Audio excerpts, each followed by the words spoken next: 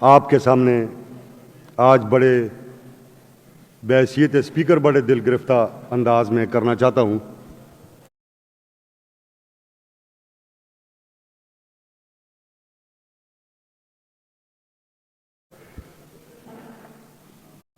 اس house کے custodian ہونے کے ناطے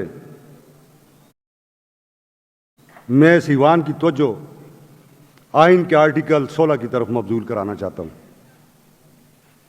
جو اس ملک کے باشندگان کو پرامن طریقے سے احتجاج کا حق دیتا ہے، آزادی رائے کا حق دیتا ہے۔ بدقسمتی سے اس عرض پاکستان میں روز اول سے اداروں نے، مقتدر حلقوں نے جبر سے یہ حق اپنی عوام سے چھینے رکھا ہے، اور اس ملک کی تاریخ گواہ ہے کہ جب کبھی بھی کسی بھی سیاسی قوت نے اس ملک کے اندر آئین کی سربلندی کے لیے آواز اٹھائی، باہر نکلے، تو ان کو بے دردی سے کچلا گیا۔ 24 تاریخ کو پاکستان تحریک انصاف نے ایک احتجاج کا اعلان کیا۔ پورے خیبر پختونخوا سے قافلے اسلام آباد کی طرف گئے۔ اسلام آباد ڈی چوک اور اس سے پہلے حکومتی ایما پر اداروں نے بربریت کی انتہا کر دی۔ جو ہم مثال دیتے ہیں فلسطین کی اور اسرائیل کی، وہ تاریخ اسلام آباد کے اندر دہرائی گئی۔ نہتے لوگوں کو سنائپر رائفلز کے ذریعے نشانہ بنایا گیا،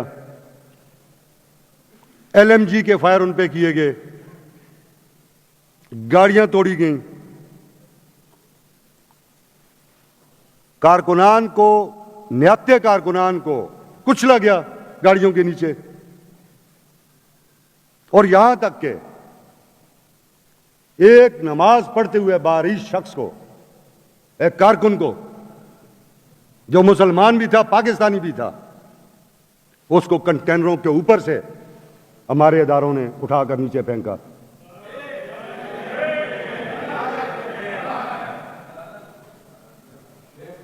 اس وقت بھی خیبر پختونخوا کے بہت سارے جوان جو شہید ہوئے ان کی لاشیں چھپائی گئیں، زخمی غائب ہوئے، مسنگ پرسنز کی تعداد میں کافی اضافہ ہوا۔ میں حیران ہوں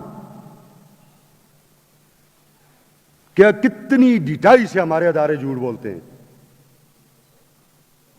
انٹرنیشنل میڈیا کی کوریج تھی، سوائے پاکستان کے ٹی وی چینلز کے، دنیا کے ہر ملک کے ٹی وی چینل نے اس کی کوریج کی۔ تمام میڈیا ہاؤسز نے، انٹرنیشنل میڈیا ہاؤسز نے اس احتجاجی قافلے کے کارکنان کو کلین چٹ دی کہ یہ نہتے تھے، ان کے پاس کوئی ویپن نہیں تھا۔ اور پھر وہ تمام فوٹیجز بھی پوری دنیا میں دیکھی گئیں جن میں گاڑیوں کے نیچے بچے کچلے گئے، جن میں فائرنگ ہوتی ہوئی دکھائی گئی، جس میں LMG کے فائرز کی آواز بالکل کلیئر ان فوٹیجز میں آ رہی ہے۔ آنسو گیس کا تو حساب ہی کوئی نہیں۔ یہ ایک لمحہ فکریہ ہے۔ ایسے تجربات کو ہم پہلے بھی بھگت چکے ہیں۔ مشرقی پاکستان جو اب بنگلہ دیش ہے، ایسے ہی تجربات کی نظر ہوا جہاں اپنے ہی لوگوں پہ ظلم کیا گیا، ان کے کپڑے اتارے گئے، ان کی فلمیں بنائی گئیں، ان کے ساتھ ذلیل قسم کی حرکتیں کی گئیں۔ آج وہ سب کچھ جو آج کا پاکستان، جو مغربی پاکستان تھا، آج اس میں دہرایا جا رہا ہے۔ اور اس میں معزز اراکین اسمبلی کوئی تفریق نہیں ہے۔ میں پہلے بھی اس شہر سے یہ بات کر چکا ہوں کہ اس پاکستان میں کوئی ایسی سیاسی قوت نہیں رہ گئی جسے ٹیسٹ نہ کیا گیا ہو، جس کو ٹارچر نہ کیا گیا ہو، جس کے اوپر فسطائیت کا زور نہ چلایا گیا ہو، جس کے لیڈروں کو، جس کے سربراہان کو شہید نہ کیا گیا ہو، کسی کو باغوں میں، چوکوں میں، چوراہوں میں، تو کسی کو عدالت کے کٹہروں میں قتل کیا گیا اور شہید کیا گیا۔ میں بڑے بوجھل دل سے یہ کہتا ہوں کہ یہ کب تک چلے گا؟ آخر یہ قوتیں اس پاکستان اور اس پاکستانی قوم کو کہاں لے کے جانا چاہتی ہیں؟ کیا اس ملک میں آئین کی پاسداری کے لیے کھڑے ہونا ایک جرم ہے؟ اس صوبے کا وزیر اعلیٰ جاتا ہے، صوبے کے وزیر اعلیٰ کو گھیرا جاتا ہے، اس کو قتل کرنے کی کوشش کی جاتی ہے، وہ اپنی دلیری، اپنے کارکنان کی دلیری کی وجہ سے وہ وہاں سے نکل پاتا ہے اور بچتا ہے ان سے۔ اسٹریٹ فائرز کیے جاتے ہیں۔ میں بحیثیت مسلمان، یہ چند دن پہلے یہی باتیں ہوئیں یہودیوں کے بارے میں کہ وہ جو سلوک کر رہے ہیں وہاں ہماری مسلمان بہنوں کے ساتھ، بچیوں کے ساتھ، ہمارے چھوٹے چھوٹے نومولود بچوں کے ساتھ، نمازیوں کے اوپر مسجد اقصی میں ہم وہاں تشدد ہوتے ہوئے دیکھتے تھے اور ہمارا دل خون کے آنسو ہوتا تھا۔ کیا اس پاکستان کے اندر یہ سہیل آفریدی، یہ آپ در تصویر کو اوپر کریں، یہ اسی شہید کی تصویر ہے جو نماز پڑھ رہا تھا اور اسے وہاں سے اٹھا کے پھینکا گیا، جو تمام انٹرنیشنل میڈیاز پہ دیکھی گئی؟ کیا میسج ہے یہ؟ کیا آج وہ وقت ہے کہ اس قوم کو جبر کے ساتھ دبایا جا سکے؟ قطعاً نہیں۔ ظلم پھر ظلم ہے، بڑھتا ہے تو پھر مٹ جاتا ہے۔ میں یہ اس لیے یہ غیر معمولی اجلاس بلایا تھا کہ معزز اراکین اسمبلی جو اس مارچ میں شریک تھے،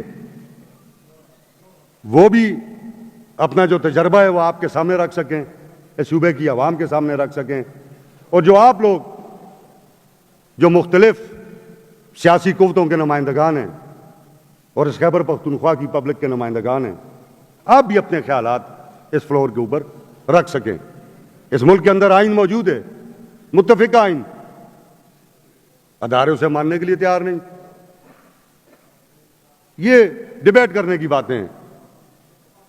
کل انشاءاللہ تعالی ہم اس پہ تفصیلی گفتگو بھی کریں گے، ایک دوسرے کی باتیں سنیں گے بھی، اپنی باتیں ایک دوسرے کے سامنے رکھیں گے بھی، اور اس صوبے کے عوام کے سامنے بھی رکھیں گے۔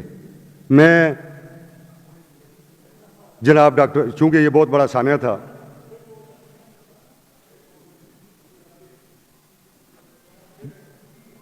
ڈیڈ باڈیز بھی بہت ساری مسنگ ہے، یہ سب کچھ ڈیبیٹ ہوگا کل، اس پہ ساری باتیں ڈیبیٹ ہوں گی، اور ہمیں تامل اور سکون کے ساتھ یہ واقعات قوموں کی تاریخ میں آتے رہتے ہیں۔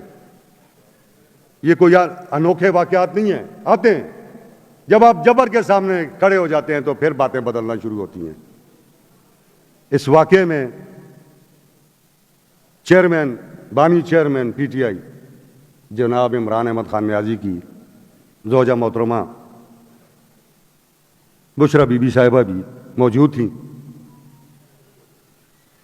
ہر خاتون کا یہ حق ہے جس کا خاوند 1.5-2 سال سے ایک قید میں ہو، جبر کی قید میں ہو، بے گناہ ہو، اس ملک کے لوگوں کو آزادی کی آواز اٹھانے کی جس کو جو سزا بھگت رہا ہو، اس کو پورا حق ہے کہ وہ اپنے لوگوں کے ساتھ اپنے خاوند کی رہائی کے لیے باہر نکلے اور آواز بلند کرے۔ اس کو بھی مرڈر کرنے کی کوشش کی گئی۔ یہ تو اللہ رب العزت ہے جس نے ان کو بھی بچایا اور بے شمار لوگوں کو محفوظ رکھا۔ بے شمار گاڑیاں توڑی گئیں، فوٹیجز پوری دنیا میں پھیلی ہوئی ہیں۔ نامور صحافی حامد میر اور متی اللہ جان، جو کل ذرا بولے آج متی اللہ جان کو اندر کر دیا گیا، جی تور صاحب کو پکڑا گیا۔